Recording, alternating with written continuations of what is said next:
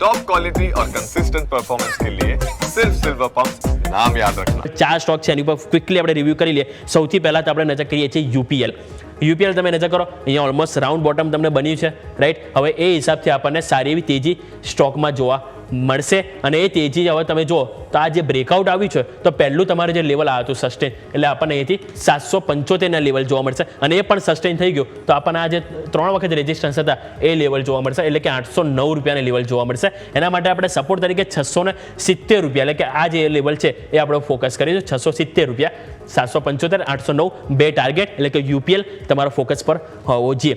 Next અહીંયાથી આવો નજર કરીએ તો એ છે HCL ટેક।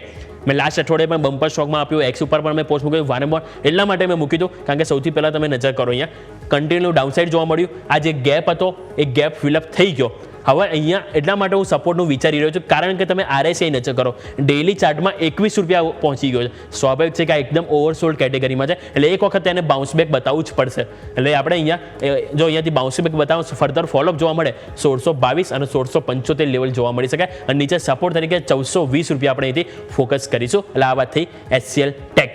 નેક્સ્ટ આવો નજર કરીએ જે છે તત્વચિંતન ફાર્મા। આપણે જોયું આ સ્ટોક જ્યારે IPO બાદ એવો ચાલ્યો હતો ને, પરંતુ વન વે તમે જુઓ તો વેચવાલી જોવા મળી અને એ વેચવાલી બાદ તમે જુઓ તો અહીંયાથી ફાઇનલી તમને એક યુ ટર્ન લેતો સ્ટોક જોવા મળી રહ્યો છે અને તમે જોશો 2023થી એક પણ વખત સ્ટોક વીકલી ચાર્ટમાં 50 EMA ઉપર ક્રોસ નથી થયો અને પહેલી વખત તમે જો 2023 બાદ ફાઇનલી સ્ટોક ઉપર ગયો છે। એટલા જ માટે હું આ સ્ટોકને લઈને પોઝિટિવ છે અને આપણે અહીંયા અત્યારે 1146 છે, નીચે સપોર્ટ તરીકે આપણે અહીંથી ધ્યાન રાખીશું તે છે 921 રૂપિયા, 921 રૂપિયા સપોર્ટ તરીકે અને ઉપર ટાર્ગેટ તરીકે આપણે અહીંથી 1500 થી 1600 રૂપિયા આપણે અહીંથી અઝ્યુમ કરીશું। આ વાતથી તત્વચિંતન ફાર્મા। અને લાસ્ટ સ્ટોક અહીંયાથી આપણે નજર કરીશું તો એ છે આરોન ઇન્ડસ્ટ્રીઝમાં જોશો આ એક કન્સોલિડેશન બોક્સ હતું અને બોક્સ અને આપણે ઓલરેડી જો અમે ટ્રેન્ડ લાઇન પણ દોરી છે અને ટ્રેન્ડ લાઇનનું પણ ફાઇનલી બ્રેકઆઉટ જોવા મળ્યું છે, બોક્સનું પણ તમે જો બ્રેકઆઉટ આવતું જોવા મળ્યું છે અને તમે જો 10 એક્સપોનેન્શિયલ મૂવિંગ આવતી ફાઇનલી અહીંથી બ્રેકઆઉટ જોવા મળ્યું છે, સપોર્ટ લીધો છે। એટલા માટે આપણે 500 રૂપિયાના લેવલ અહીંયાથી જોઈશું।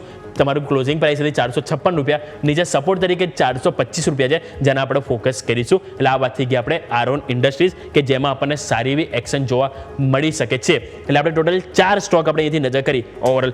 પહેલો આપણે જોયું UPL જેમાં રાઉન્ડ બોટમ ફોર્મેશન બન્યું છે, સારી એવી તેજી સંભવ છે। બીજું આપણે જોયું HCL ટેક કે જેમાં આપણને ઓવરસોલ્ડ છે, RSI ઇન્ડિકેટ આપી રહ્યું છે કે ક્યારે પણ જમ્પ આવી શકે છે। ત્રીજો ચાર્ટ આપણે જોયો એ છે તત્વચિંતન ફાર્મા, વન વે ડાઉનસાઇડ બાર ફાઇનલી એથી ઉઠવાના પ્રયત્નો આપણને સ્ટોકમાં જોવા મળી રહ્યા છે। અને ચોથો સ્ટોક આપણે વાત કરી આરોન ઇન્ડસ્ટ્રી જેમાં ટ્રેન્ડ લાઇનનું બ્રેકઆઉટ છે, સામે કન્સોલિડેશન બોક્સની બહાર આપણને ગયું છે અને એ જ કારણથી આપણે 4 સ્ટોક છે કે જે આવનારા દિવસો માટે ફોકસ કરીશું જેમાં અપસાઇડ આપણને જોવા મળે એવા ચાન્સીસ વધારે છે। તો ઓવરઓલ આપણે આજના દિવસો સમજ્યા ચાર્ટ વીકલી, બીજું આપણે જોયું IPO એક સાથે આપણને ટોટલ 7 IPO આવી રહ્યા છે, એટલે સ્વાભાવિક છે કે પ્રાઇમરી માર્કેટ તો એક્સચેન્જ બતાવશે, સાથે સાથે સેકન્ડરી માર્કેટમાં આપણને પરિણામો પણ ઘણા છે, જરૂરથી આપણને આવતું અઠવાડિયું ઘણું મહા એક્શન સાથે જોવા મળવાનું છે।